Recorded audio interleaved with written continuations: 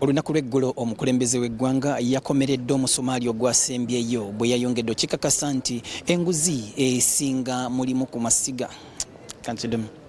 Omukulembeze w'eggwanga olunaku lw'eggulo yayongedde okukomerera omusumaali n'akakasa nti paalamenti lyerimu ku masiga ga gavumenti agafumbekeddemu enguzi era bw'atyo neeyama okubeera nga agirwanyisa. Kale nno wano Mubaka Ssekikubo ow'Erwemiyaga yayongeddeyo mu maaso kaweefube we okukuŋŋaanya emikono okuleebeera nga bakamisona ba paalamenti bagibwamu obwesige era ng'olunaku olwaleero lwe lubadde olunaku olusembayo wabula olw'ensonga zaawadde nti ababaka abamu basindikiddwa ku mirimu egy'enjawulo tebali mu ggwanga, abalala bagenze mu luwummula bwe kityo gyongezeddwayo paka Mande okubeera nga bafulumya alipoota ku kinaaba kivudde mu mikono.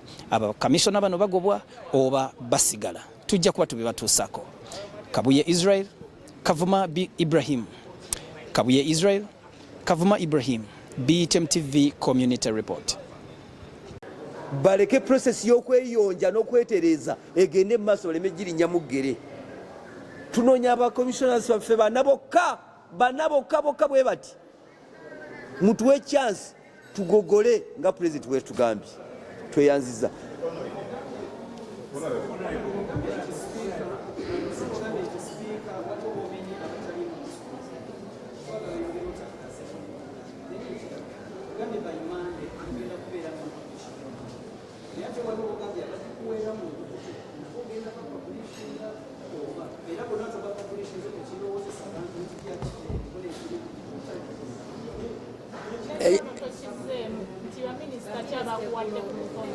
Ekyo kye kiyayanirwa okuvayo ku Mandi.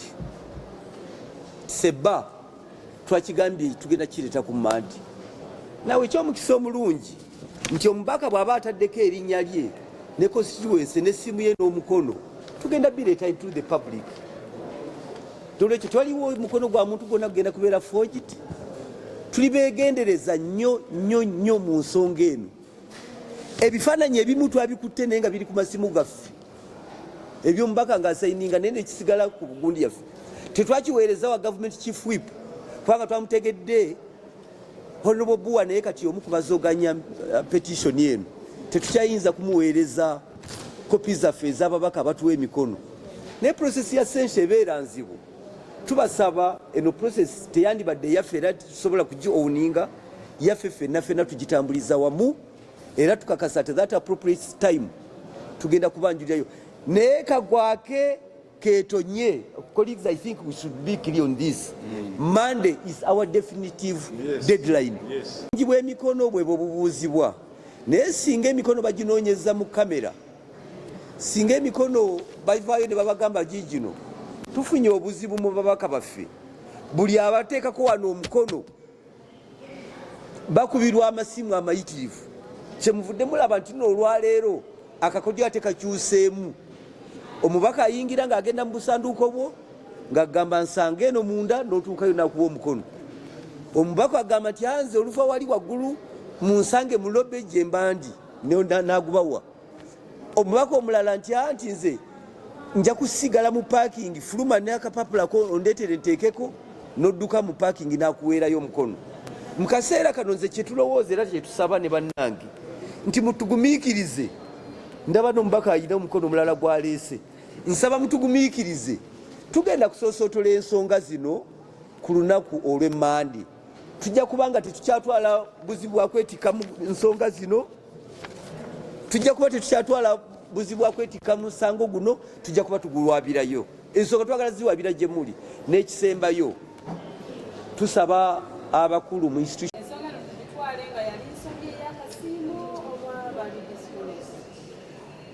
Ensobi eba kugwa ku kintu nga tokitegedde. Naye abeeyise ne beggalira mu kasenge ne bagamba tulinawo akawumbi kamu mu miliyoni 7 katutemeeteme. Mpuuga twala 5 kati afeyo kyani twala 4 Sirwanyi twala 4 akampulirawo nawe twala omunyago gwa 4 eyo teba mistake. Ekyo kitegeeza abantu batudde bategeera bulungi bagaddewo n'enzigi n'amadirisa bagagaddewo bali mu kutemaatema. Bwe bafuluma n'omunyago ate akutebeera nsobi ekyo baba kikoze directly n'olwekyo abo baba bakikoze consciously, it's not a mistake. Emikono nti mutugumikirizeeko mumanya ababaka baffe abamu babakwesa eddala salaama ababaka naddala ng'akakiiko ka budget mumpulize nti budget mugende mumuleko eyo Dar es Salaam temubeera wano Isingoma ne Ssekikubo bano balina motion temugyegattamu mugende Dar es Salaam 60 MPs 18 MPs are in Nairobi. So we call upon Honorable Isiaji, bring back the budget committee, let them participate. We call upon the Honorable Remurikia and others, come back. Mukomewa babaka. Honorable Isiaji, komya waka chiko ka budget kubanga kachiko ka budget ke kanaluzala bakajwete kakebigambo ndikaise sente zine zababbi. Ababaka bonna ba Honorable Remurikia bali eyo bekwese. Kati naffe motion tetugenda kugalawo bakomewo batusange ng'ebitabo bibabanja emikono gibabanja bajje bateekewo. They cannot run forever.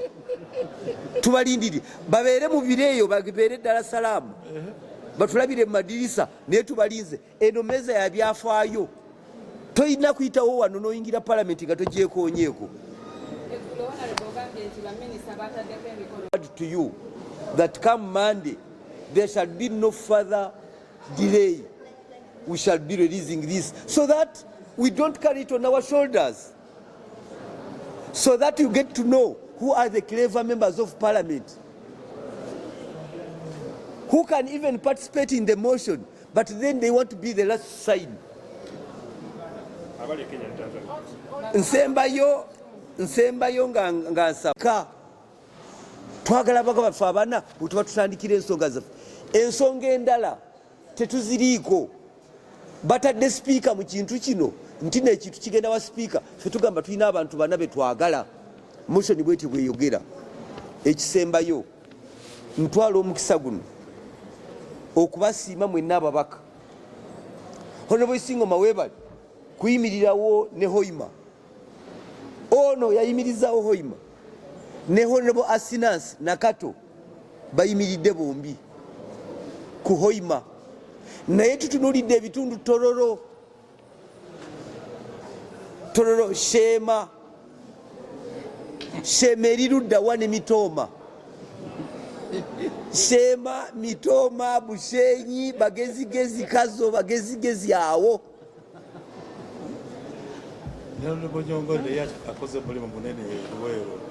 Ono akwatiridde Nakaseke ne Greta Luweero naye ate abamanyiddwa bana UPC edda naye kati ba NRM bali ludda bagezi bo buli kimu kibasanga bagezi. But also lastly there is another cluster, honorable colleagues, the workers MPs. Zino si sente za parliament erina sente wano, sente za bakozi naye ba workers MP bonna bonna bakoze olukwe emitwe bagikweke wansi w'emmeeza. Ababaka abakiikirira abakozi ku motion eno bagambye nti bo bakyesirikidde bekwese munda w'emmeeza. Mbasaba mubagambe mwe abakozi mugamba ababaka bammwe bekwekera ki ku nsonga z'abakozi ensimbi y'omuwi w'omusolo n'amadistrict amalala. Tugenda kufulumya lisiti ng'eraga omubaka n'ekitundu gy'ava. Tubasaba abantu baffe mwenna mutugumikirizeeko kubanga nze n'abatuddewo tetugenda kwekweka mu nsonga zino. Naye njagala ntwale n'eddoboozi lya honorable agenze ku mirimu emitongole Honorable Poloti nti baminisita mwekwekera ki? Mu baminisita mwekwekera ki nga temunnakwata nsawo zammwe kutambula? Ne baminisita kubanga olunaku lwajjo baminisita abalala batadde emikono gyabwe ku petition eno naye abalala lwaki mwekweka? Tekinvaako, tekimbwatukirako. N'olwekyo Mukama bw'anaaba asaasidde tusaba mu bwetoowaze kubanga nammwe temuba kubaawo kino tetwandikisobodde ffekka nga ba petitioners. So we respect you nga ba members of the Fourth Estate. It is a process eneyo kuŋŋaanya emikono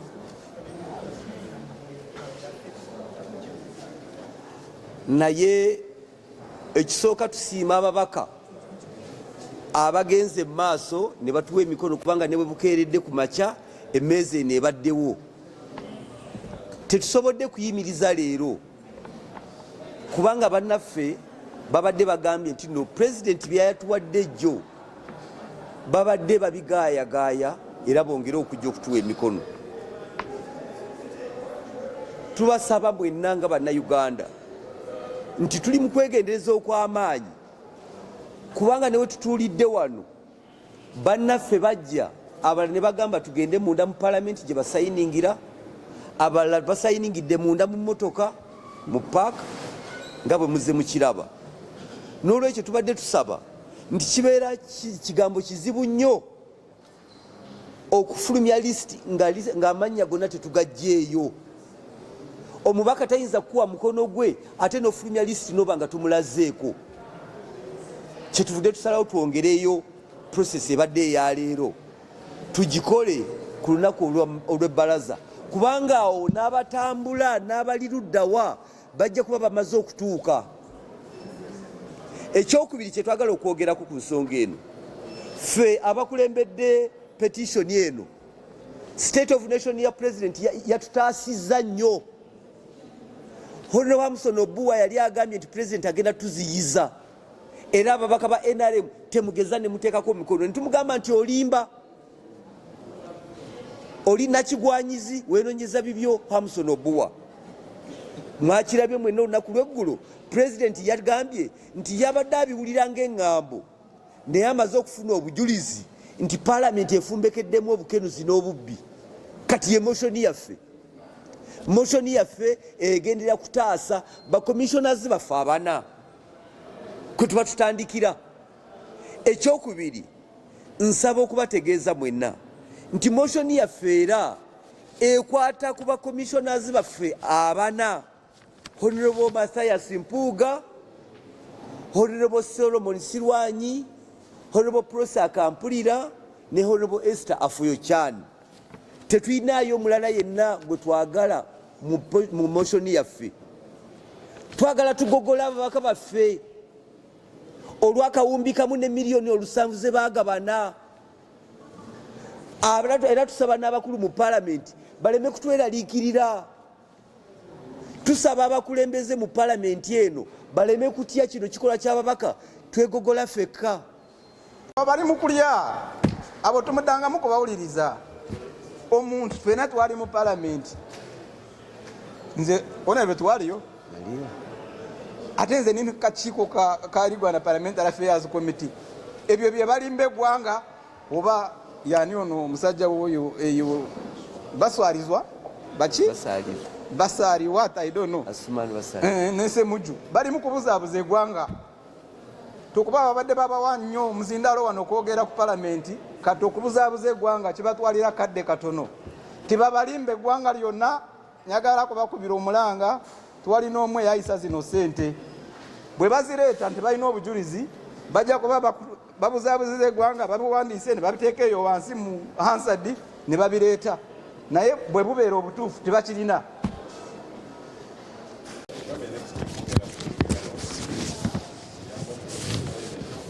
No kyemulaba ekigenda mu maaso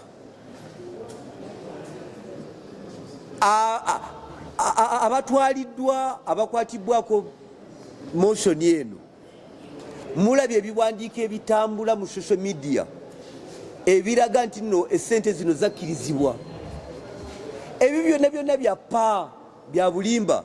Kakati lengera bongeddeko ate omusango omulala kubanga n'omusango gw'okujingajinga minutes ebitaaliwo ojingejinge hansard ezitaaliwo ojingejinge nti no sente mwaziisa ebitaaliwo ate kati ate bongeredde ddala okwonooneka n'okututanula kubanga bandigambye lulinga president wabadde abasuulira tawulo nti oba bakola ensobi naye kati kino bwe baba bagenda mu maaso batandika okufoojinga minutes ezitaaliwo bawagikemu esente muzayisibwa bawagikemu nti akawumbi kamu miliyoni 7 twaziisa temwalaba ababaka mubadde mutya,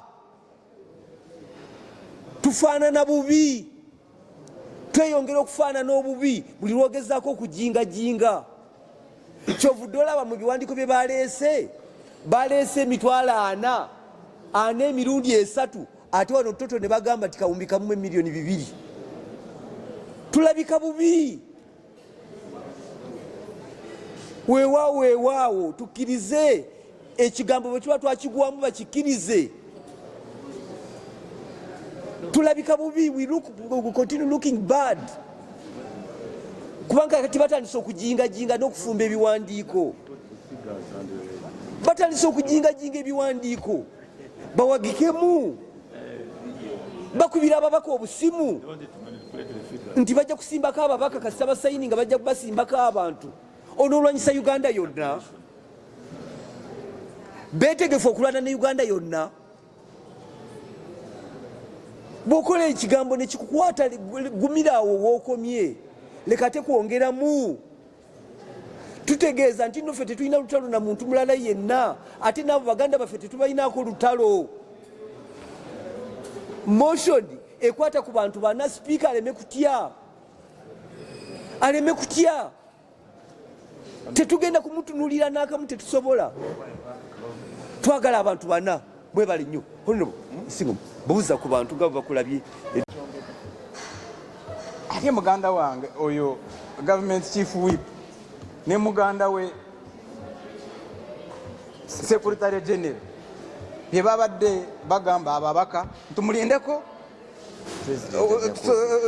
president ajja kubyogera, ne president yabaswaziza yabalese.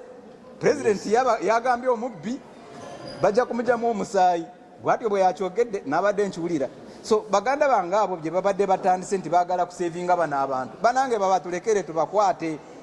Okuba ye kennyini secretary general yagamba nga tukyali naye wano mu parliament emabega nga tanatuuka eyo gyali kati, tekigenda kwonoona ekibiina kyaffe ebintu 3. Yagamba ekisooka grid, onaye bw'oyinza okutranslatinga grid bakiyita ki? Omululu. N'ayogera nepotism bakiyita batya? Obusoseze. N'agamba ne corruption, obubbi. Corruption muleke kugiyita ekintu kirala, kibeera bubbi. N'agamba ebyo 3 bye bigenda kwonoona ekibiina kyaffe. Ate kati ye kennyini ali mu kugamba nti musooke muleke kusayininga tulyoke tweteesateeseko. Olaba oti omubbi n'olyoka noweteesateesako. Omubbi ali mu kukuba akuta essimu yo, ali mu kudduka nayo n'ongamba tusooke tulindemu, tusooke tutuule ng'olukiiko lwa NRM. Omubbi bw'omulaba ng'ali mu kutema ekitooke ekyo okuba nduulu, muleke tubakubire enduulu. Tutandikire wano ewaffe mu parliament, mwebale nnyo nti vox populi vox dei, eddoboozi ly'abantu ly'eddoboozi lya Katonda. Onero yakibagambye dda, onero Nambooze mukwano gwange nnyo kuba twazirundangako nga tonnasala ddiiru. Ate singana tujja kubyogerako. Abagambye nti signature ye gyataddewo wano si ye ng'omuntu, y'abantu. Abantu beboogedde, abantu bakooye obubbi mu ggwanga buyitiridde. Ne president yabwogeddeko ku state of nation address, ate yatwogeddeko naffe. Ffe abantu ababiri kubba mu parliament, nze banjogereko nti parliament mulu babbi, nga babbi tubamanyi, tulina okubaanika. Azipya azireete bagende bazije ku banka zaabo, bazitwale ku account ya parliament bazize. Bajja kuwoza naye bwaba bakimanyi nti bazitwala tubalinda kuwoza. Okuba bye bagamba nti parliament yeyazibawa, nze naali mu parliament eyo sijjukira nga tuzibawa. Ate ndina akakiiko akalina okuzibawa akabayita Legal and Parliamentary Affairs Committee. Nze ndi memba. Ebyo bye bagamba baagala kubuzaabuza eggwanga. Abanyankole bo bakyogera dda nti akabwa kiiba omugongo gwako. Abaganda nabo ne bakikopa mu Banyankole eb'entungamu ne bagamba nti akabwa bakayita kyona lyo, akabwa akabbye kabbira mugongo gwako. Ndowooza ekyo bakitegedde. Ate n'ekirala, the country, eggwanga lirimu omusaayi, lirimu kuvaamu omusaayi ku lw'ababbi. Neno budget gye tugamba nti tugenda kuyisa 70 trillion, actually twali muna Uganda ino n'okukuba mu ngalo.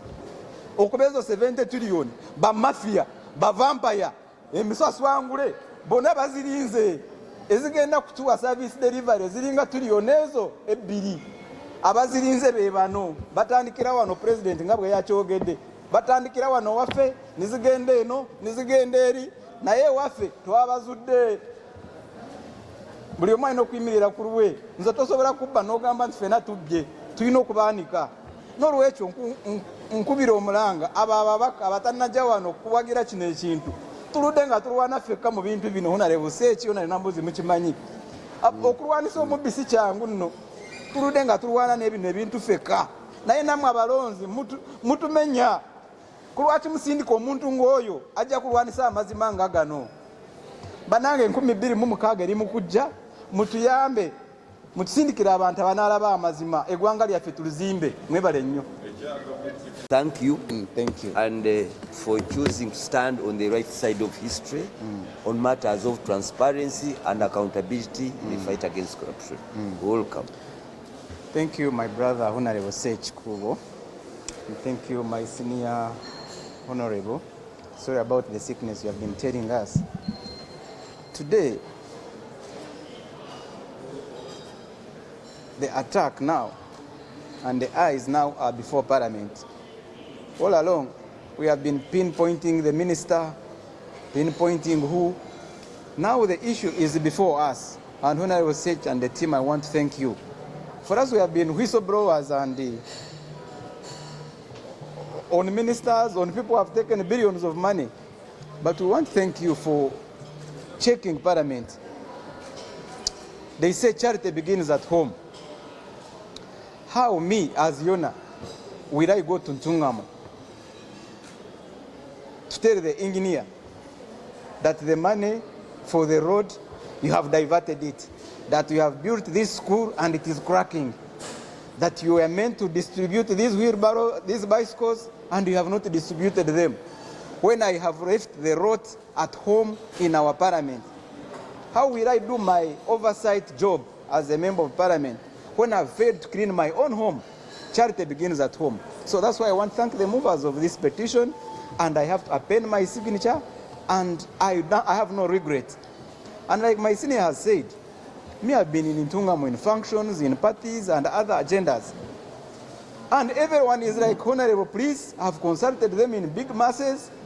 People are tired. People are tired of corruption. They have empowered me to come and sign. This is their signature. It's not my signature. It is the signature of the people of Ntungamo. And as the Latins say, you know me, I'm good at Latin. As the Latins say, vox populi, vox Dei. The voice of the people is the voice of God. So the people have spoken. These signatures we are putting here, it is because of the people's voice. The president the other day, on the State of Nation address, he talked about corruption here. He said there is a syndicate and a racket, and we are helping him. We want to bring the sanity of Parliament. Parliament cannot remain tinted, and for us who were voted to come here, we sit down and dine with the people. On the two people make a mistake, and the whole Parliament is taken as an omnibus. We have to help Parliament, we have to help the President, and we have to help the nation. And people should stop intimidating us. Honorable, you have said for you were not here when they were passing that budget because we know you were sick. Me, I was here. We have read the Hansard. We have checked everywhere. I'm even on the Committee of Legal and Parliamentary Affairs Committee. I've not seen anywhere where we passed that money. In case it is there, then they passed it under the carpet. But if it was in the broad day Parliament, we are all here. No one debated that Mpuuga should take this, over which commissioner should take this. That was their bonanza, and in Banyankore we say, akabwa kiba, kibira omugongo gwako, that when a dog steals, it has stolen for its back. Because it is that same back that they are going to beat with the cane. So let them allow the canes to whip them, and we are not saying even they are going, we are only debating. If they know they are not hiding anything, why are they using different media, different offices to intimidate people if they know there is no problem? Why is some Honorable has run to court? Why is my brother, the one I trusted so much, this man from Chira? I thought I thought he's speaking for the people, but he's intimidating other people, lying us that we passed that MPs are sleeping. No, you are the one sleeping, my brother. Because I was in that parliament, I didn't say anything like that. In case it comes, that means they have just done whatever they always do. Because if someone can steal 2 billion, why not bring a paper and put it under there and they say this is a Hansard? But we shall stand for the truth, and the truth will save us. This is the time we should clear this parliament. And more is coming. They have been seated on a time bomb. More is coming. They should stand warned. The president has said, actually for him he talked of, he talked of something bigger than that. We cannot allow, they say, when one lady gets pregnant on a certain hill, they will say, that hill, they are all like that. We shall not allow that to come to parliament. We shall help this house, and we shall help our nation. This was the genesis of people's will. We cannot make this Uganda be willless. Corruption is a vampire. It has been sucking this nation, and we are about to corrupt. The blood of this nation is about to be finished. The president said there is a racket here and we have to help him. Honor, you forgive me. Lastly, when you look at corruption, there is a country in West Africa, Angola. Because of corruption and too much borrowing from China, the Chinese are making their title of the country of Angola. They are making the title of Angola. Because of corruption, over borrowing, they are making a title of Angola, and China will be having the title of Angola in China. Where are we? The other time we talked of Rocco, he took 200 billion. We talked of this famous Musenero, she took 150 billion. In this budget, they have added 500 billion that now she's making research on a tick vaccine after failing to make research on corona vaccine. I want to call upon every Ugandan. Let's not all lament.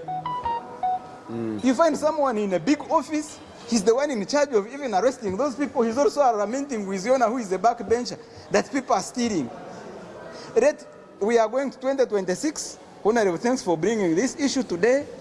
It is an election. People help us. Why do you send us people who cannot really look at this? Do you need glasses to look at people that are stealing taxpayers' money? When it is broad daylight and they are using a lot of dynamics, lying us that we discussed it, that MPs are stupid. We are not stupid. Actually, you is abusing us. We shall investigate if you are not that one. I call upon this nation, let's stand against corruption. And I also want to talk to my Secretary General and the Chief Whip. Let them stop intimidating members of Parliament. I remember the Secretary General, my brother, before he was with us in the backbencher, he was on camera and he said 3 things that are disturbing our mighty party. He said 1, nepotism. He said 2, corruption. He said 3, greed. Yeah. So I call upon him to walk the talk and to leave the MPs exercise their duty, because there is no way you can get a thief cutting your banana and then you first say, okay, first wait, we first go in a meeting and we see whether we should arrest him. No. If we have gotten them, we don't need to first go in which meeting, let members come and do their duty. The nation is bleeding, thieves have taken our money, and on our behalf, you cannot steal on my behalf and I keep quiet. As a seminarian, no. Ngisiza mpulire bali kye bawoza n'ababavunaana kye babavunaana ndyoke nsalewo. Nze kakati bwe baba nga bawabira muganda owuliriza bagamba ne gw'oyagala omukola ki? Bwe gumusinga n'omukola ki? N'omuliyirako. Ekirala, nze nabeera ne bannyinaze abo tulina gye tukasuka amayinja. Era consistency yakasuka eyo mayinja. Omu bw'avaayo n'asala n'agenda gye tukasuka amayinja ne gamukuba tasobola kugamba lwaki onkubya amayinja. Nze ebbanga lyonna eyo gye nkasuka amaki amayinja. Wano waliwo ekintu bwe kiti abantu ne beewa akasiimo simanyi nti bagenda ne banoonya ssente z'amafuta. Yes. Ne tubakasukira amayinja. So it has eyo gye tukasuka bulijjo amayinja. So kakati nze ani gwe neefuulidde? Nze nyimiridde exactly at the same point we tuyimirira ffenna. Era bwe wanaabaawo gwe gakubye kitegeeza yavudde ku sayidi gye tuli nadde eri gye tukasuka amayinja. Olidde? So nze saayagala kwekulembeza mu kintu kino kubanga kyalirabise ng'alina kyennoonya ekyange eky'obuntu. Maze bulungi nnyo okwebuuza ku bannankama bange, so si waliwo na kyenja kubuusabuusa nti ate nja mmala oteekako signature ate mpulireyo omuntu omulanga agamba ate lwaki wakoze bwotyo, kubanga buli gwe nteeka okwebuuzaako nakoze eki, namwebuulizaako. Honorable Jona.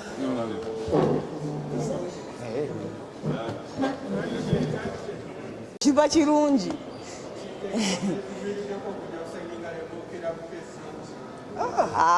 Nedda Mwami Ssekikubo amanyi nti natandika omunoonya ku Lwakusatu nejjo ne tutalabagana natuuse wano nga agenze eri naye ate ne wekiba nga abantu bantaddeko akazito then ate kiba kirungi nnyo kigambye nti nno nebuuziza ku bantu newekiba kati newetuga nti abantu bantaddeko akazito then kiba kirungi nnyo naye nga tewali kazito kanteereddwako.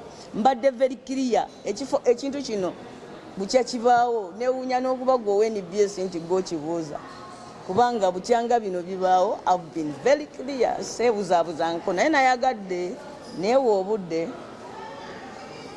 bwe mba nga nzijja okusayininga wano neme kubanga abo abajja ne basayininga ate nkyanadduka n'agamba nti bankoze eki bampaliriza. Yes, so nze sikwekangako signature yange nga kyetaagisa. Ate ensonga eno bukyanga ebeerawo kuva mu NUP twagyogerako ate nga nali omu ku abo abaagitandika ne wano we naali yeekulembeza buli muntu yaligambye nti oba nina kye nenoonyaaza nga kyange naye kakati bw'ogamba noga nti ne mu constituency wabaddewo abangamba sayininga kitegeeza nti mu butuufu ndi wano mu butuufu nnyo n'ebiragiro by'abakama bange byonna. Kujja n'embeera omu ku basembyeyo okusaako omukono tekize lwakabenje kintwalidde obudde nga neebuuza ku bantu. Mateno nagiwulirako katono nga tuli ewaffe mu NUP mu meeting ey'omunda naye kinajjukirwa nti sibaddeewo nze ebiseera ebiyogerwa kino wekyakolera nali siriiwo nali mulwadde.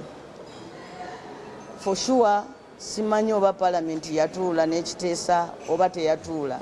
Ngezezaako okunoonya ku Hansard sikirabako, nsomye ku report sikirabamu, naye ng'ate waliwo abagamba nti palamenti yakiisa. Nina ne bye nawulira bwe twali ewaffe mu meeting eya NUP ey'omunda.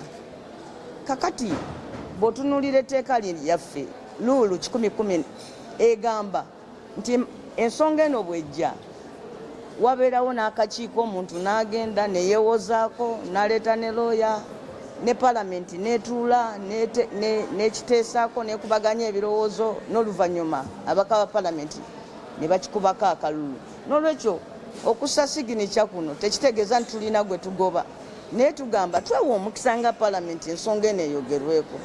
Abooluganda abagezaako okugireeta mu ddiiro tebaweebwa mukisa, abalala ne bayagala n'okugiyisa ebbalibbali nga bagiyita point of procedure. So kiba kibi abantu nga bakwogeddeko ebigambo ne mutatuula kubyogerako.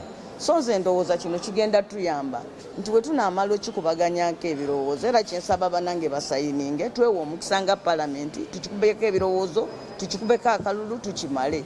Either way tusobola okumaliriza wano banaffe ne batuleetera obujulizi ng'ebintu byatambula bulungi nga tewali na nsonga ebasikaasikanya nga tukuba kalulu nga tubagamba tebalina musango. Olidde naye okusinga ogamba nti tujja kikogaana okukyogerako okutuuka ne ku mbeera nti abamu bagamba nti ate tugende kooti ekitwogerereko. Kati abalamuzi eyo we babaayo n'ebizibu ebyabwe ebya accountability badduka wano mu palamenti babimala eyo. N'olwekyo eno ensonga yaffe era guno gwe mukisa tugiteeseeko then tulyoke tusale ogwakawala nga tuwulidde n'ogwakalenzi. Ndowooza abantu abategeevu bwe batyo bwe bakola nti wabaawo obuzibu bajja ne batuula ne bawuliriza sayidi zombi ne balyoka basalawo. N'olwekyo nze ntaddeko kuno signature y'abantu b'emukono okwewa omukisa ensonga eno tuwulire ogwakawala n'ogwakalenzi tulyoke tusalewo era kigende ne ku Hansard nti twasalawo bwe tuti nti bwe twamala obiwulira ne tusalawo nti wano tewaliwo bukumpanya oba bwe twamala okiwulira ne tusalawo nti waliwo bukumpanya ogwo gwe mukisa gwensaba abantu bammemba ba palamenti ey'ekumi tweyigiriza okwewa omukisa ogw'okwogeranga ku nsonga zaffe democratically.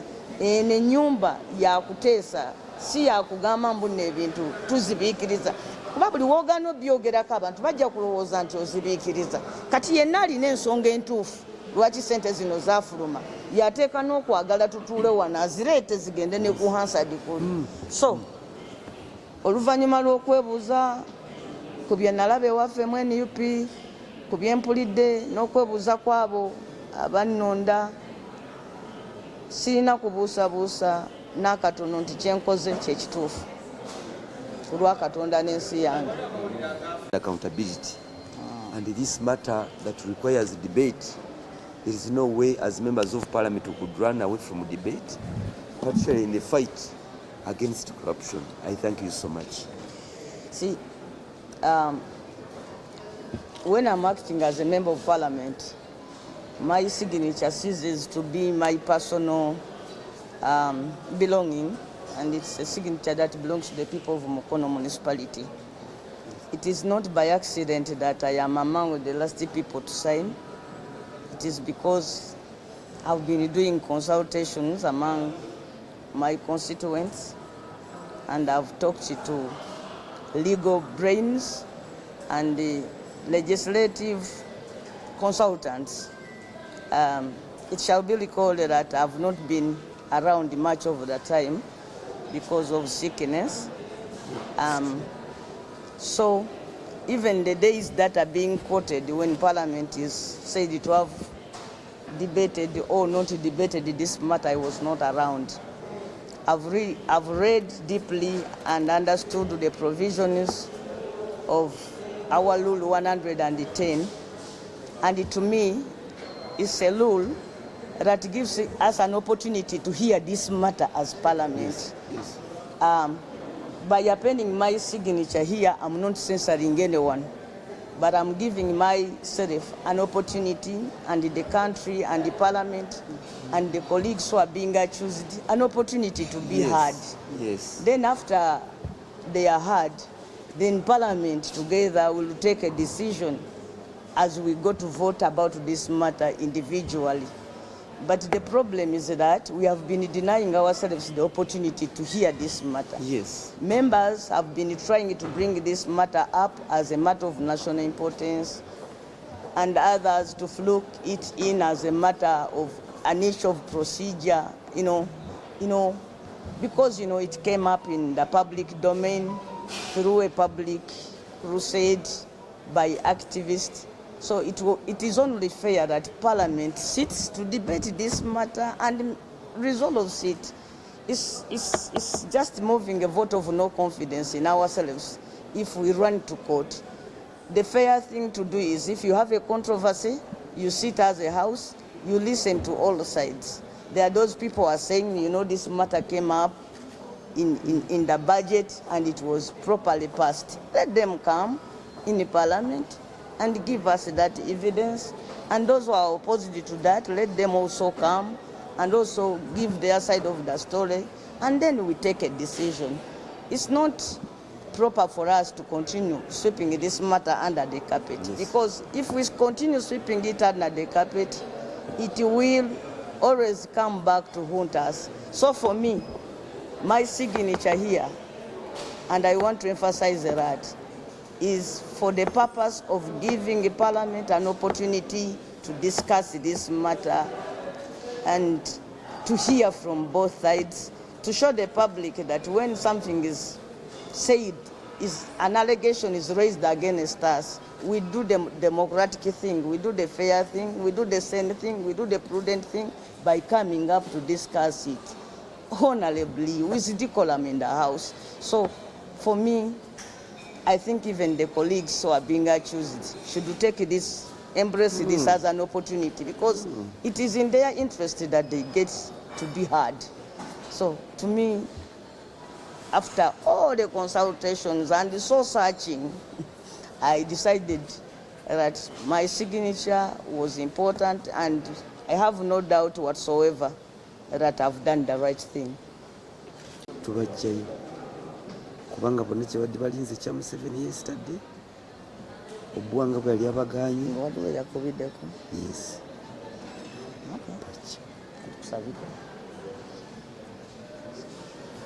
Honorable Betty, I want to thank you for standing.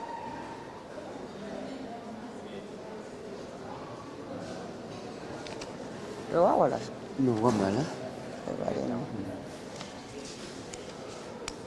Naawe badde tunasalimbawo olindaze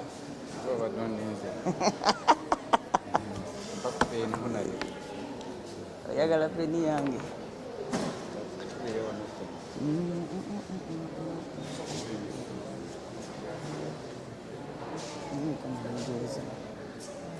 Tulina 140.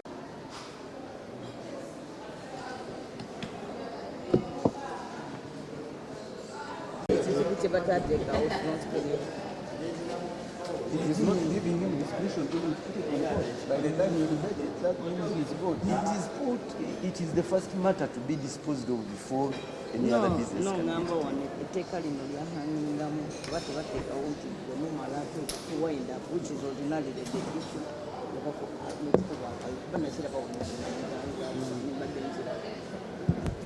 Now, in reference to 109, we read it in reference to 109, the process that goes under the minister.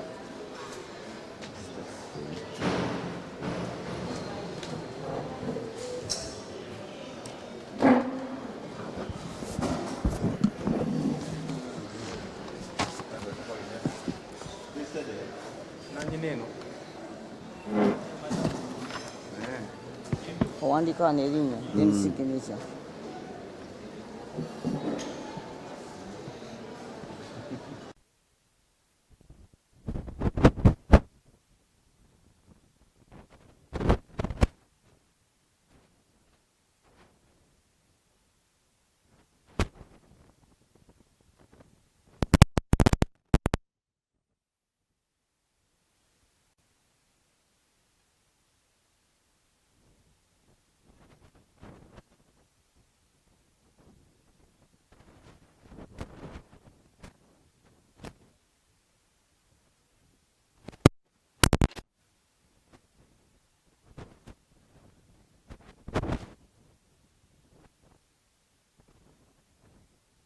Institutions don't protect themselves and they don't defend themselves. It is us, the stakeholders, collectively and individually, or individually and collectively, to defend these institutions. So what we are fighting for here is an effort in defense of our institution of parliament to ensure that it no longer gets denigrated. You see, its image in the public it changes. Otherwise, we don't have anything at the moment. So that's our concern as members, and as Nambooze is supporting this censor motion. Oneyongera okubanga press nabagamba nti ffe tuliko tuli ku mulimu okuwanirira institution yaffe nga parliament. Nabagamba nti institutions ng'eno yo tesobola kwerwanirira. It is us ffe abantu kese no ababaka abana kulwanirira institution ezo. So kye tuliko tuli kukulwanirira institution yaffe obwerufu, integrity, n'okulaba nti institution yaffe nga parliament tegenda mu maaso nakukola ki nakubeera n'alinnya bbi mu public oba mu ggwanga. So y'ensonga enkulu gye tuliko, si kirala. Era tulina kuba tulwanyisa ono no, tuli kulaba nti institution yaffe nga parliament tuba nayo n'okulaba nti erinnya lya parliament tulijjayo kubanga nibagenze yolondekanyolondekanyokawano kibadde tukiramu maaso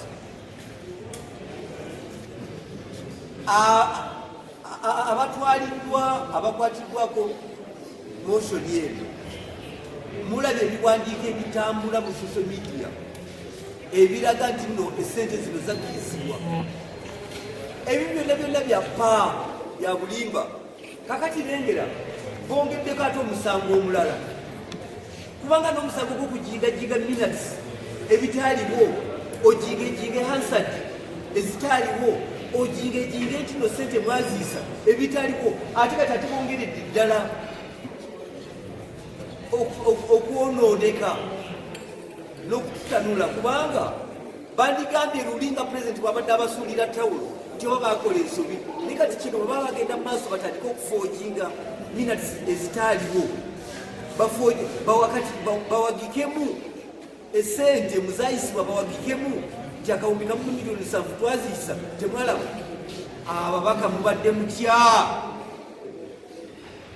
tufaanana bubi tweyongera okufaanana obubi buli wogezaako okujingajinga ekyovudde olaba mu buwandiiko bye baleese emitwalo 4 emirundi 3 ate wano toto ne bagamba ti kawumbi kamu miliyoni 2 tulabika bubi weewaawo tukkirize ekigambo bwe tuba twakigwamu bakikkirize tulabika bubi continue looking bad kubanga kati batandise okujingajinga n'okufumba ebiwandiiko batandise okujingajinga ebiwandiiko bawagikemu bakubira ababaka obusimu nti bajja kusimbako ababaka kasita basayini nga bajja kubasimbako abantu onoolwanyisa uganda yonna beetegefu okulwana ne uganda yonna bwokola ekigambo nekikukwata gumirawo wookomye leka tekwongeramu tutegeeza nti nno ffe tetulina lutalo na muntu mulala yenna ate nabo baganda baffe tetubalinaako lutalo motion ekwata ku bantu bana sipiika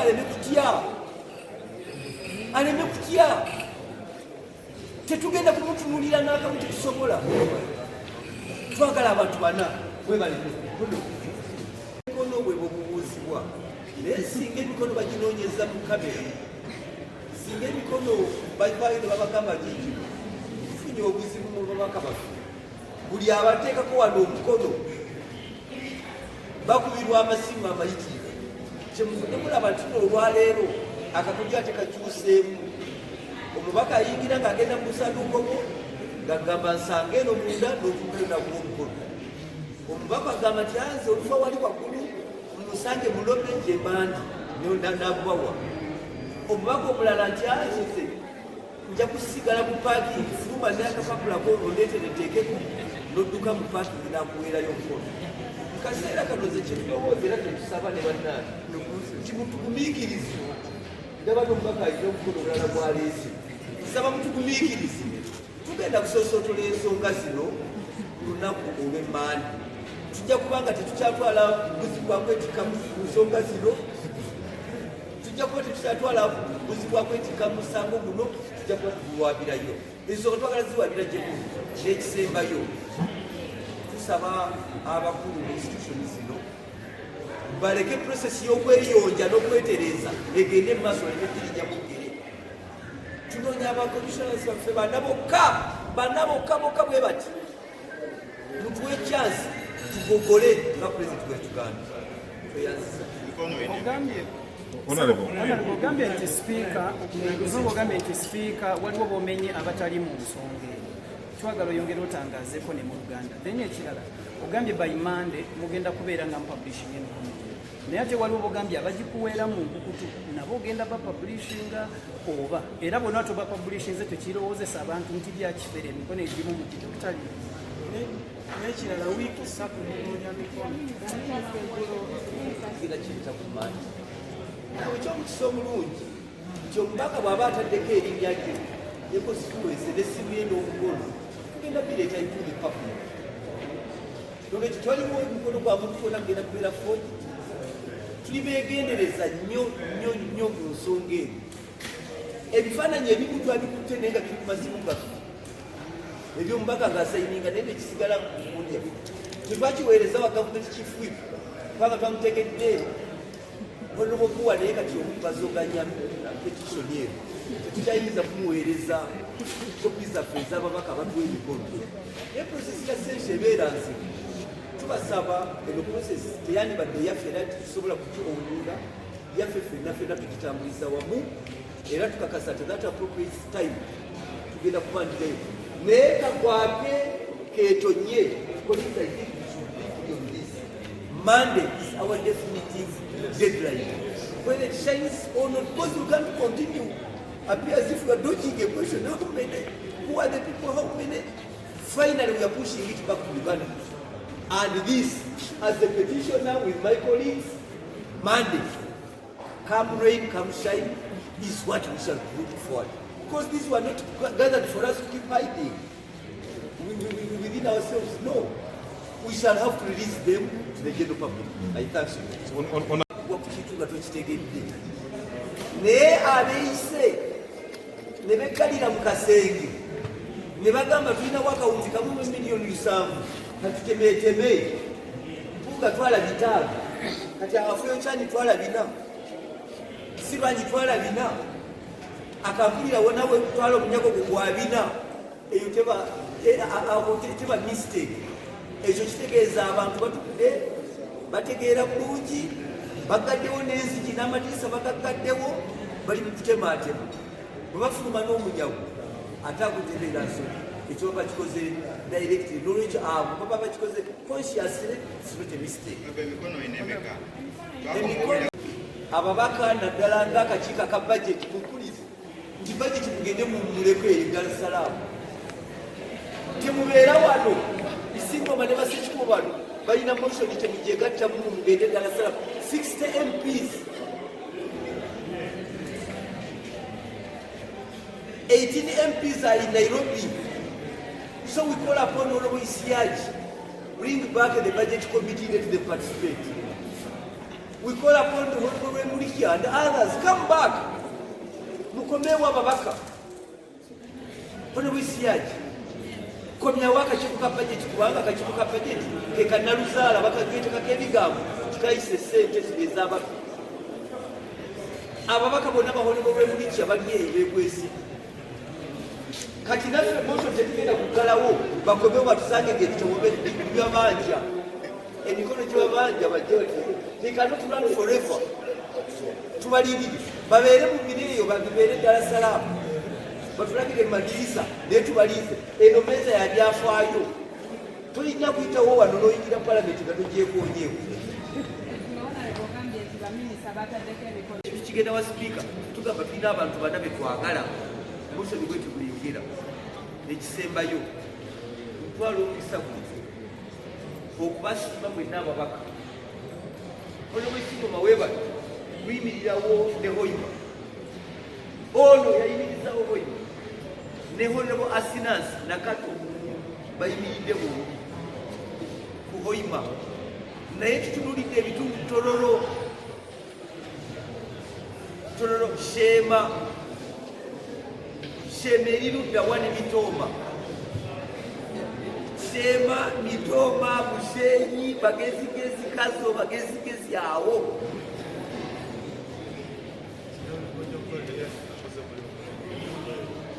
ono akwatiridde Nakaseke ne Breta Luweero naye ate abamanyiddwa banna UPC edda naye kati ba NRM balirudda bagezi bo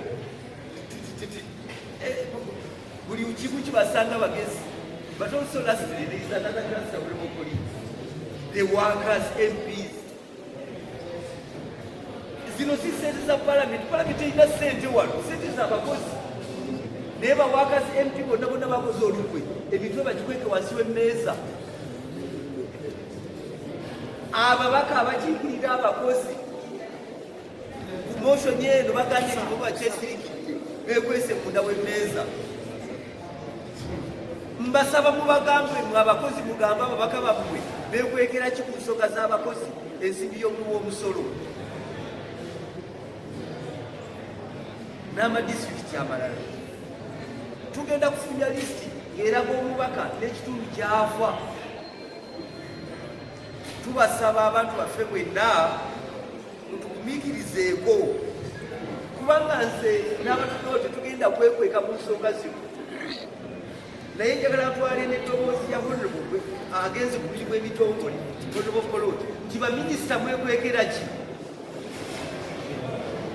Mu baminisita mwekwekera ki nga temunnakwata nsawuza mwe kutambula? Ne baminisita kubanga olunaku lwajjo baminisita abalala bataddewo emikono gyabwe petitioni eno, naye abalala lwaki mwekweka? Tekinvaako, tekinvakukirako. N'olwekyo Mukama bw'anaaba asaasidde tusaba obwetowaze, kubanga nammwe temubakwaawo. Kino tebali kisobodde ffekka nga ba petitioners. So we respect you nga ba members of the fourth estate and we want to give to our word to you that come Monday there shall be no further delay. We shall be releasing this so that we don't carry it on our shoulders, so that you get to know who are the clever members of parliament, who can even participate in the motion, but then they want to be the last side. Nsembayo ngasaba nti mutugumiikirizeeko, muwodde kuyimiriza leero, kubanga bannaffe babadde bagambye nti pulezidenti byayatuwadde ejjo babadde baligaayagaaya era bongere okutuuka. Tubasaba bwenna nga bannayuganda nti tuli mu bwegendereza obw'amaanyi, kubanga ne wetutuulidde wano bannaffe bajja, abalala ne bagamba tugende munda mu palamenti ne basayiringira, abalala basayiridde munda mu mmotoka nga bwe muzibu kiraba. N'olwekyo tubadde tusaba kibeera kigambo kizibu nnyo okufulumya lisiti ng'amannya gonna tetugajjeeyo. Omubaka tayinza kuwa mukono gwe ate n'ofulumya lisiti noba nga tumulazeeko. Kituvudde tusalawo twongereyo prosesi ebadde eyaleero, tugikole olunaku lw'ebbalaza, kubanga awo n'abatambula n'abali luddawa bajja kuba bamaze okutuuka. Ekyokubiri kye twagala okwogera ku nsonga eno, ffe abakulembedde petitioni eno, state of nation ya president yatutaasizza nnyo. Honorable Wamusono Okuwa yali agambye nti president agenda tuziyiza, era ababaka ba NRM temugeza ne muteekako omukono. Nikugamba nti olimba oli nakigwanyizi weeronyeza bibyo Wamusono Okuwa. Lwakirabye mwenna olunaku lw'eggulo president yagambye yabadde ayumirira ng'eŋŋaamu, naye amaze okufuna obujulizi nti paalamenti efumbekeddemu obukenuzi n'obubi.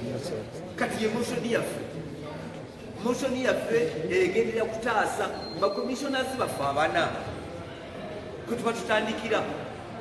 Ekyokubiri, nsaba okubategeeza mwenna nti moshoni yaffe era ekwata ku bakomissionazi baffe abana, Honorable Mpuuga, Honorable Solomon Siwanyi, Honorable Prosa Kampulira ne Honorable Esther Afuyo-Chan. Tetulinayo omulala yenna gwe twagala mu moshoni yaffe. Twagala tugogola ababaka baffe olw'akawumbi kamu ne miliyoni 7 ze baagabana. Era tusaba n'abakulu mu paalamenti baleme kutweraliikirira. Tusaba abakulembeze mu paalamenti eno baleme kutya kino kikola ky'ababaka, twegogola ffekka, kwerwanako ffe ffekka. Twagala ababaka baffe abana bwe tuba tutandikira ensonga zaffe. Ensonga endala tetuziriiko. That can be explained. After the Tuesday we talked about is when the government chief whip placed a directive to NRM members not to append signatures and were ordered to wait for the president to communicate. And you know what it means to try to diffuse that. members saying from onwards, the chief whip saying government, top leadership of the party has stopped you. And as we waited up to yesterday, the president did not stop us. And that's how now members are coming in to say that we genuinely believed in the government chief whip. We genuinely believed Honorable Hamson Obuwa's directive. But it did not come to pass. And therefore, petitioners want to be part of the petition. And now I will invite you to come to this side. Since then, this has been work in progress. Every day we sit here, we get members appending their signatures. So it's not fair at all. In fact, if you talk about the 177, for you to carry the motion, you may need 260. But that shall be for the floor, on the floor of Parliament. For us, we are making good progress every day. Whereas the other time we had one minister signing, but other ministers have also joined the petition. So how can you say that that is a failure on the part of the petition? It is not, but we pray that at the end of the day, to deliver essential, you must be skillful. You can't say now, here I am, these are the members of side, because as you move this, they are also moving to the counter. They are not sleeping. If they have even the capacity to carry away 60 members, we also don't enjoy sitting here every day. We don't. We don't, sincerely. We want it to be over and we go. But it is a duty we must do. We don't enjoy it every day here. So that's why we pray for the last understanding on this point. And then we shall have to believe. They are peddling in the social media. They are forgeries. You know, now they are making more mistakes. They are even forging. They are forging. They are trying to forge the Hassan. They are forging the minutes. They are forging everything. But we shall disprove them. So that can't be a mistake. And that's why even yesterday, we told the president, wait for your amnesty. Amnesty will come after the due process. Now, number two, the other man, the signatures. The signatures, you are aware, we are looking for 177. But it is also important that you know, in order to carry the day, you need about 260 when the matter comes to vote. So once you see us not issuing a notice, it means we are not yet there. By how much? And by telling you how much, of course, that is simple arithmetic, which I would have been giving. Once I tell you by this, then you, of course, you know. It is another way of telling you. But what you saw and the early morning engagement we've been having is for all members of us to bring in the list. And the problem we saw is if you don't capture all the list and the member has already signed for you, and on this list you are issuing he or she is not on, it will be a matter a member will never forgive you about. So that's why we said we are on the right path. We are going to account for each and every signature that has been given us, colleagues. We shall even indicate their places. And we shall even indicate in terms of regions. District was a bit difficult, but we shall proceed by the sub-region. And members shall see those who have appended their signatures. We are also under duress. We would want this matter to be out of our hands. Because after this, we are going to be panel beating, fine-tuning the motion, fine-tuning and lining up our evidence, etc. We want this exercise to be over. But fortunately for these rules, the 14 days start counting after we have issued the notice. So those who took away our members and hid them in Dar es Salaam, hoping that the days, once the days are over, therefore they come back because the motion has collapsed. The motion does not collapse. And this is a historical table. This is a historical table. It is part of this house. It is part of this house, and we shall continue enjoying the centrality of this table. Some members who fear cameras, you've seen some members fear cameras, they invite us inside. Some members who fear the cameras, we know what you go through.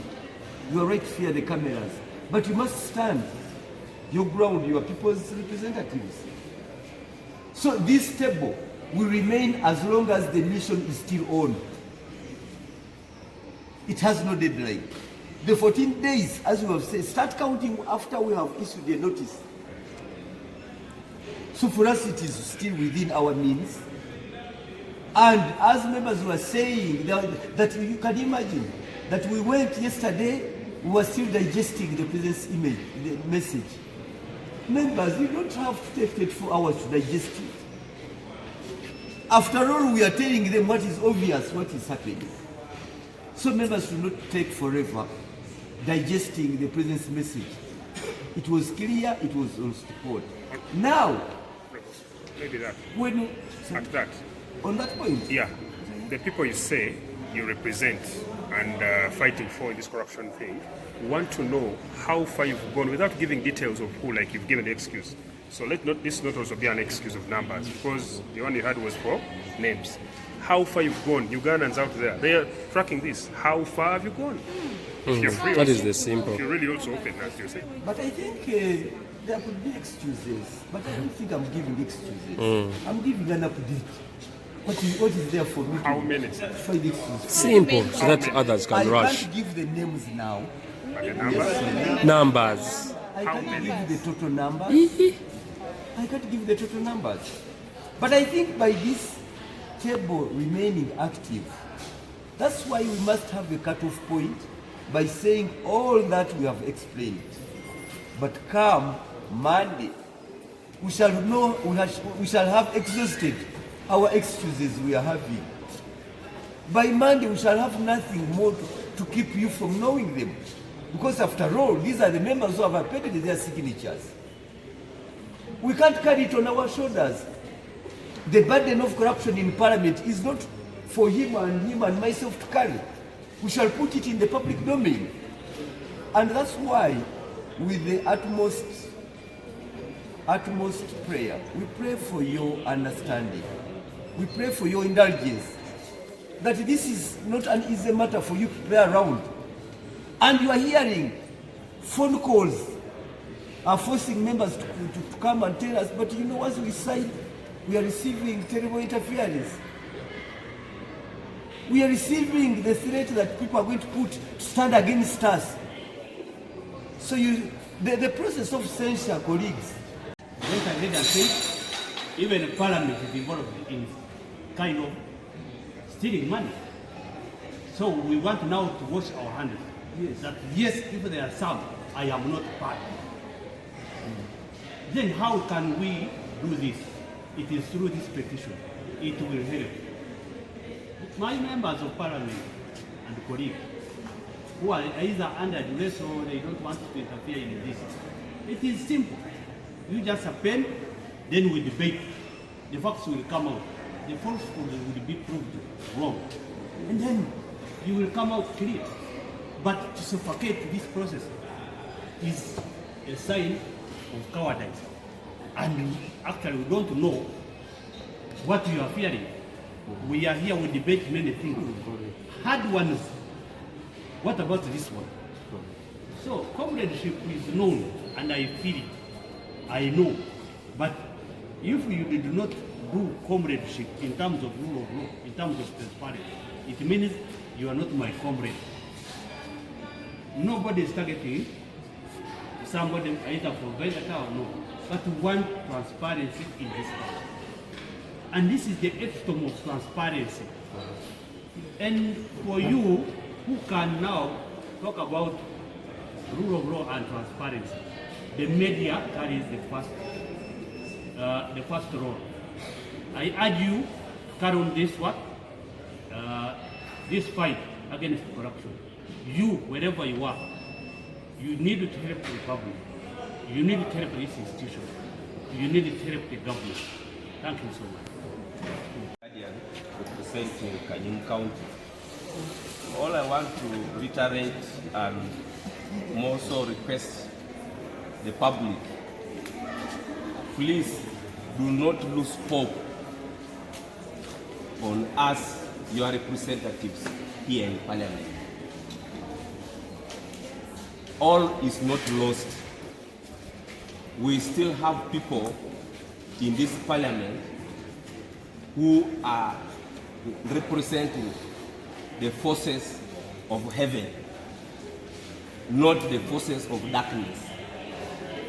Because those who are pro-corruption are direct children and firstborns of Satan.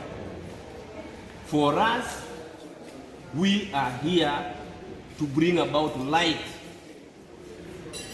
upon darkness. Where light comes, darkness scatters.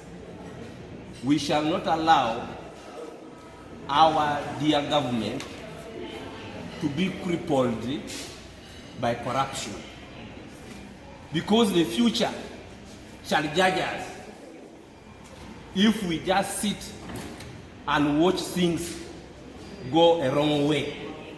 You remember very well, historically, governments have always fallen. Number one reason that whoever rises against the government will always say corruption. The NRM came to power, and in their 10-point program, point number 7 is elimination of corruption.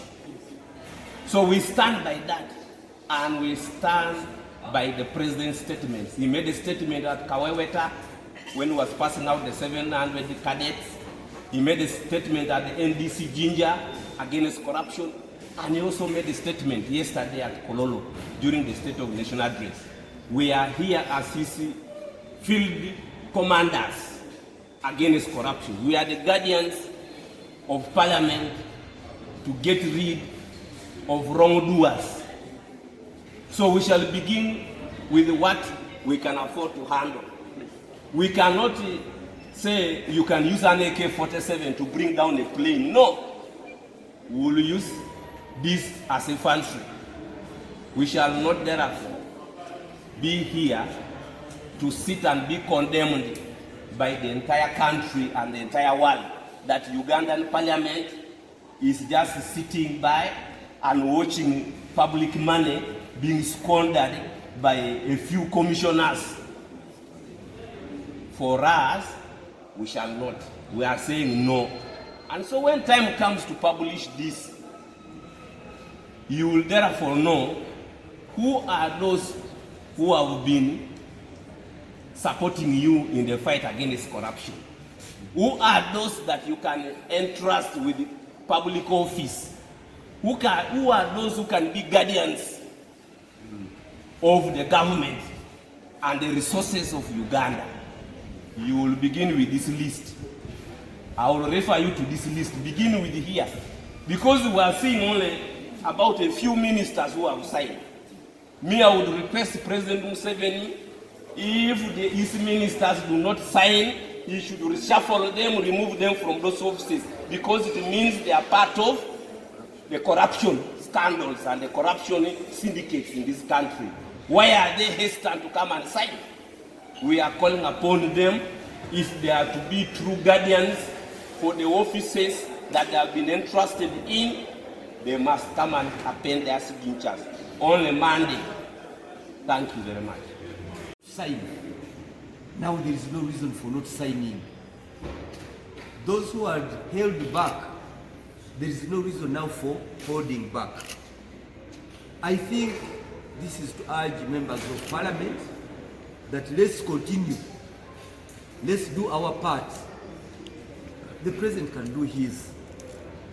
And once again reiterate our position that at this time there is no need to talk about amnesty, because amnesty comes after the due process has taken place. And the due process is what we have. The due process is this collection of signatures so that these matters now can be properly put before Parliament and debated. So I'm giving that background to tell you that we're on the right side of history and we are leaving no stone unturned. Today we had good progress. And members who are not here, we know colleagues who are given a trip to Dar es Salaam. The entire committee, the budget committee of Honorable CIG is not here, kept away in Dar es Salaam so that they don't come and mingle up with the petition. We know our colleagues, 18 in Nairobi, 18 in Nambooze in Nairobi. Now, of those, 2 have called that yes, we are here, but please, we are coming. So we have a duty to accommodate each and every member of Parliament. And therefore today, we have made some significant progress, both here in the cameras and also inside the chambers. Some members want to sign in the open, others also to have the quiet signatures appended, and we thank all of them. So today we want to announce that we are not closing the exercise today. To leave no stone unturned, the prayer of the members is granted. Members were praying that we leave it over the weekend.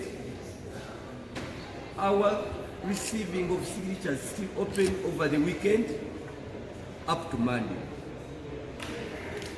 Monday is the day we shall have no any other option but to proceed and publish whoever would have given us their signatures. Monday. But also number 2, we want to thank the general public. The general public has, the public has made it good for us, the petitioners. Because this is not a question of friendship, but it's a duty.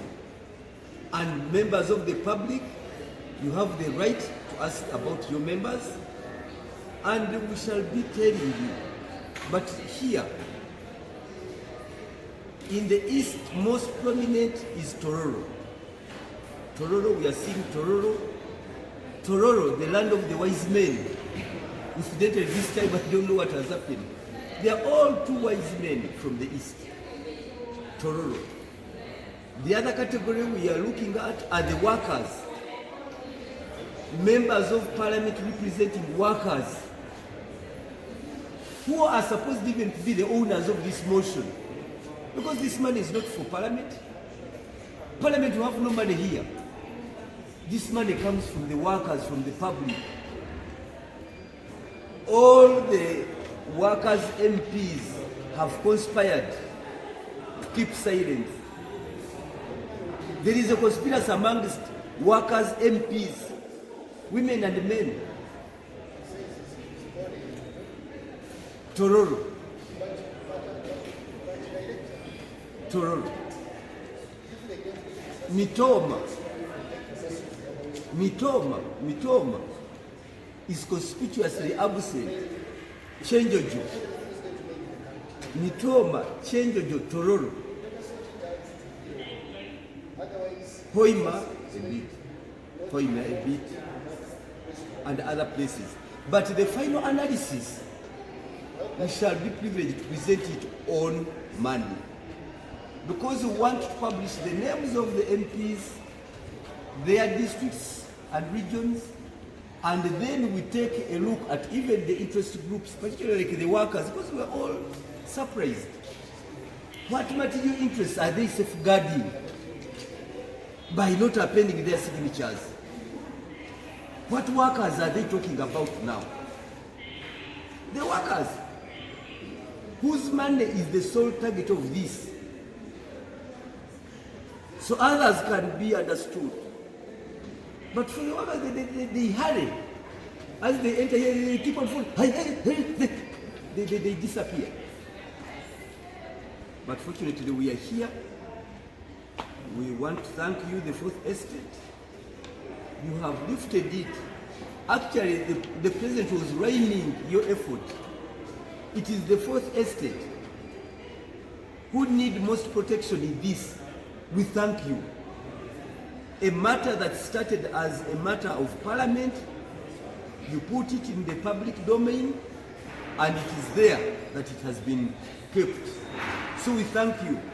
It is not lost on us. I thank those members who have shown courage. And lastly to me, and this one I'm saying as the mover, as the petitioner. These are my seconders, but now I'm speaking as myself. I want to once again reiterate this position, that this motion is aimed at the 4 backbenchers of Parliament. There are reports coming in that the top leadership of this institution is putting members under duress. I want to state that this motion is for four. Honorable Matthias Mpuuga, Honorable Solomon Siwanyi, Honorable Akampulira, and Honorable Afoyechan Esther. 4. We cannot clean the whole mess at Parliament by this motion. And even we make sure that even the motion is there. So my final appeal, when we win together as Parliament. Let us win together as Parliament. For those who have appended their signatures, why threaten to put candidates against members who have signed their signatures? This is very unfortunate. Our petition is against only 4. 4. These are our commissioners, the backbenchers. Because after all, when you read these rules, you cannot impeach or take action against the Speaker using Rule 110. For us, we are on Rule 110. But for these ones who are being sought to have successfully convinced the Speaker, to convince her that she is also part of the motion, that she's being targeted for the motion. She's not. People tell the Right Honourable Speaker she's not part of this. She's not. The motion is for the commissioners, the backbenchers. So let us move together. Let us move together. Together we shall go very far.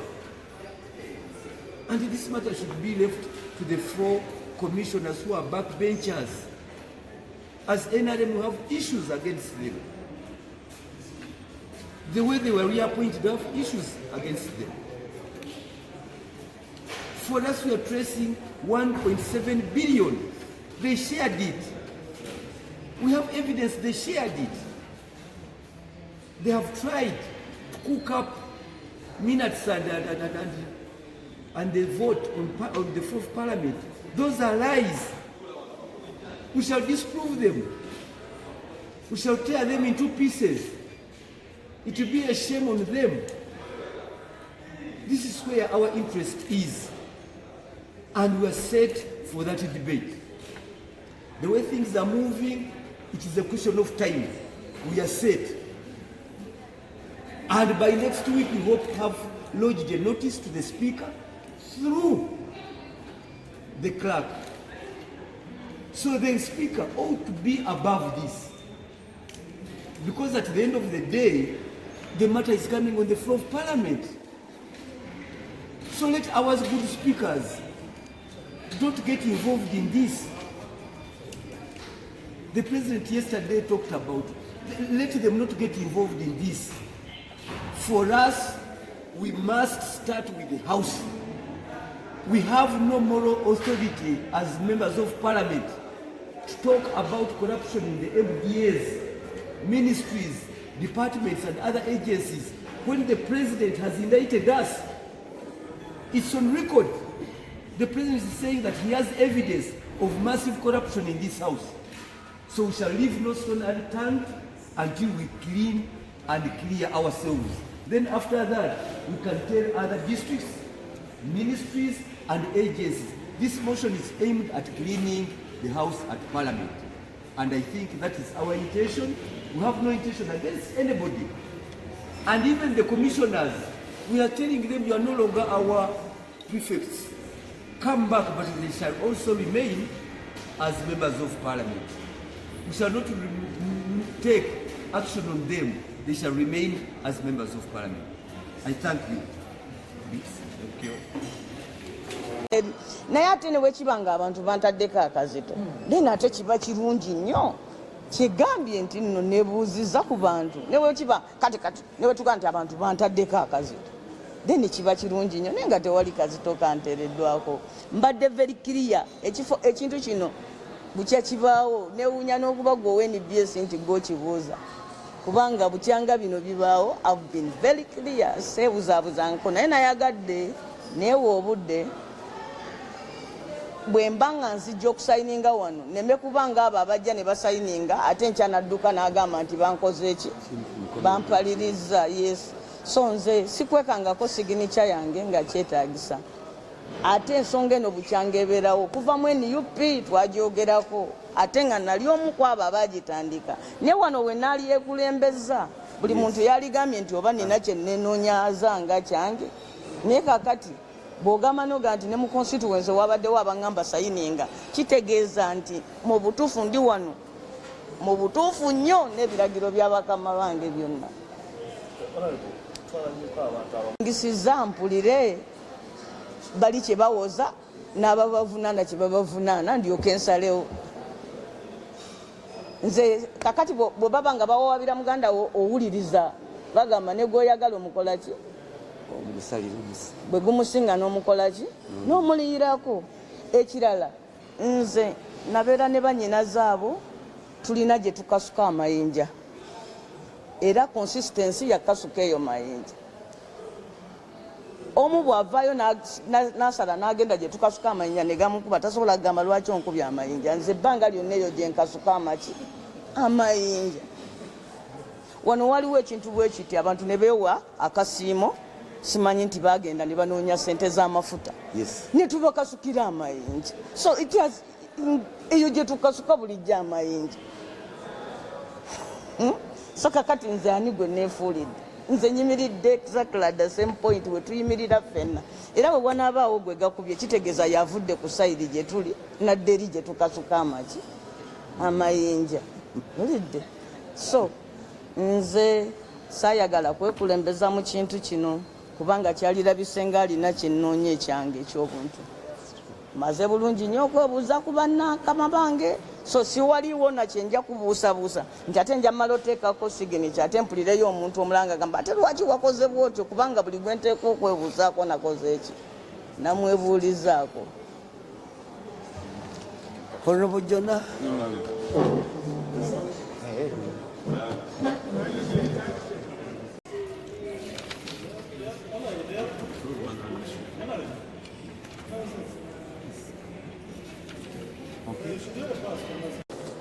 Yo tesobola kwerwanirira.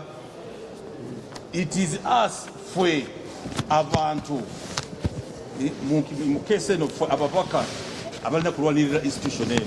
So kye tuli ku kulwanirira institution yaffe obwerufu integrity n'okulaba nti institution yaffe nga parliament tegenda mu maaso nakukola ki nakubeera n'alinnya B mu public oba mu ggwanga. So y'ensonga enkulu gye tuliko si kirala era tulina muntu oba tulwanyisa ono oba ono no tuli kulaba nti institution yaffe nga parliament tuba nayo n'okulaba nti erinnya lya parliament tulijjayo kubanga liba ligenze lyononekanyo nga bwe mukibadde mukiraba. That our institutions kati kanzire mu luzungu institutions don't protect themselves. Yes. And they don't defend themselves. It is us, the stakeholders, collectively and individually, or individually and collectively, to defend these institutions. So what we are fighting for here is an effort in defense of our institution of parliament. Yes. To ensure that it no longer gets denigrated. You see, its name in the public it changes. Otherwise, we don't have a good name at the moment. So that's our concern as members and as MOPs supporting this censor motion.